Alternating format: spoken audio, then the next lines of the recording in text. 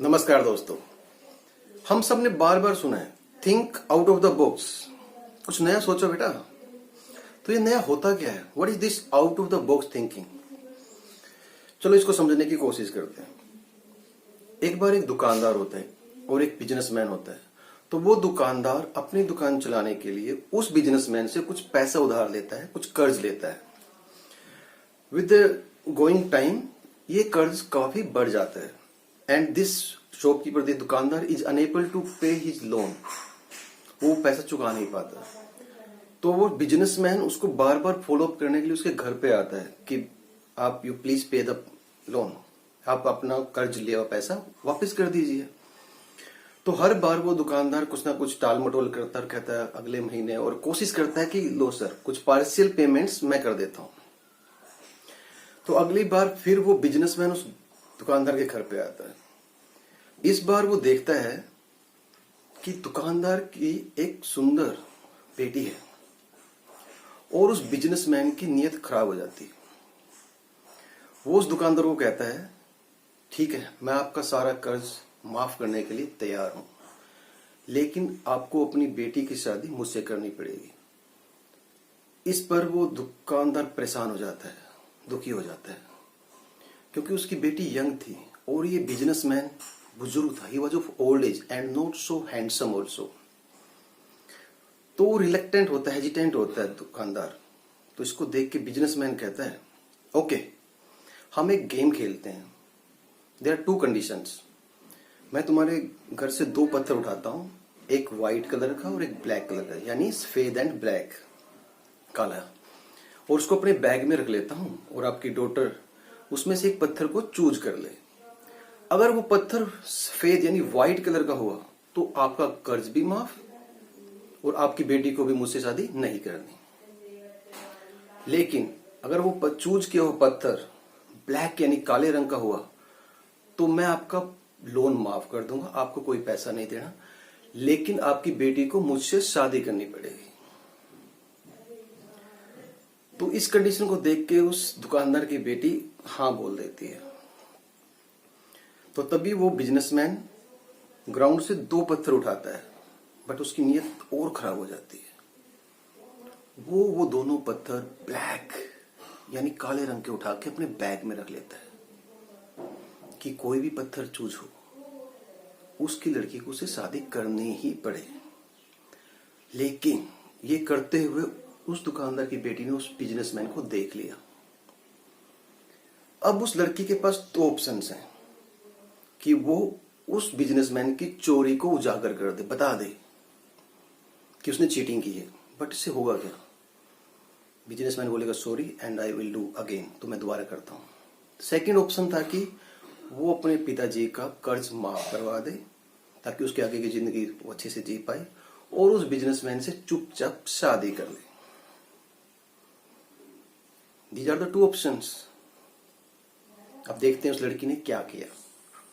उस लड़की ने बैग में हाथ डाला, एक पत्थर चूज किया और आते आते एक्सीडेंटली उस पत्थर को जमीन पे गिरा दिया और बोला ओह सॉरी, ये पत्थर मुझसे गिर गया।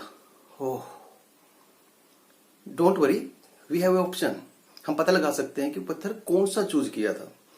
हमारे पास दो पत्थर थे, एक पत्थर अभी भी बैग में है, तो हम उसको देख लेंगे कि वो किस कलर का है, तो उसका अपोजिट वाला ही मैंने चूज किया था। अब बिजनेसमैन परेशान हो जाता है क्योंकि उसको पता है अंदर तो ब्लैक कलर का पत्थर है, बट वो अब किसी को बता भी नहीं सकता कि उसने चीटिंग की थी। He was a dishonest person. तो बैग से पत्थर निकालता, वो ब्लैक कलर का था, काले रंग का था। तो इस तरह उस दुकानदार का कर्ज भी माफ हो जाता है और उस बेटी की शादी भी बच जाती है। They have lived happily thereafter. तो इससे क्या पता लगता है हमें कि every problem, every difficult situation have its own solution if we think differently. जिसे कहते हैं out of the box thinking. कुछ हटके सोचो, जो नॉर्मल सोचते हैं, रेगुलर सोचते हैं, उससे हटके। एवरी प्रॉब्लम है सॉल्यूशन। हर प्रॉब्लम का, हर समस्या का समाधान है। तो इसी तरह हमें भी अपने आप को out of the box thinker बनाना है। But here is a trick. It's not so easy. It's very very difficult. क्योंकि we are the creator of our habits. आज हम जो भी हैं, हम हमारी आदतों का नतीजा हैं, और ये आदतें काफी लंबे टाइम के बाद बनी हैं, और इनको चेंज करना वेरी डिफिकल्ट, बहुत मुश्किल है, क्योंकि ये हमारे बिलीव्स पे डिपेंड कर रही है, और हमारे बिलीव्स हमारे बचपन से स्टार्ट हो गए बनने. बट एक गुड न्यूज भी है, हम इसको इम्प्रूव कर सकते हैं. We can add on and with time can become out of the box thinker. तो उसके लिए कुछ points है that I will share with you, and you can follow them, apply them and improve your out of the box thinking, your creative thinking. First, don't think negative. जब भी negative विचार आए, कभी समस्या आए और कोई आपको प्लान बनाना हो कि मैं ये करता हूं, then you think, oh ये तो मैं कर नहीं पाऊंगा, I can't do it. Then say cut and say, I can try this way. How it can be done? I can do it. Second, surround yourself with creative people. क्योंकि कहते भी है ना, आप वैसे ही बनते हो जैसे आपके 5 दोस्त होंगे, जैसे आपकी 5 लोगों की कंपनी होगी. अगर वो क्रिएटिव सोच रहे हैं, अगर वो न्यू आइडिया सोच रहे हैं, तो आप भी सोचोगे, क्योंकि खरबूजे को देख के खरबूजा रंग बदलता है. देन रेस्ट्रिक्ट योरसेल्फ, सेट सम पैरामीटर कि मुझे इस लिमिट में ही किसी चीज को सोल्यूशन करना है, सोल्व करना है, क्योंकि आवश्यकता आविष्कार की जननी है. Then change your routine. अगर आप राइट हैंड से खाना खाते हैं, राइट हैंड से लिखते हैं, तो try to write with left hand, eat with left hand.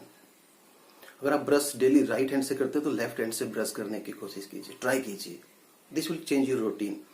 Same way अगर आप अपनी कंपनी, अपने स्कूल जाने के लिए कोई रास्ता लेते हैं, ट्राई डिफरेंट रास्ता, कोई दूसरे रास्ते से जाने की कोशिश कीजिए. इससे आपके न्यूरॉन्स, योर ब्रेन सेल्स के न्यू कनेक्शन बनते हैं, new connection will develop. Then some people say take shower. In shower many ideas came. And best is take a walk. Have regular daily walk.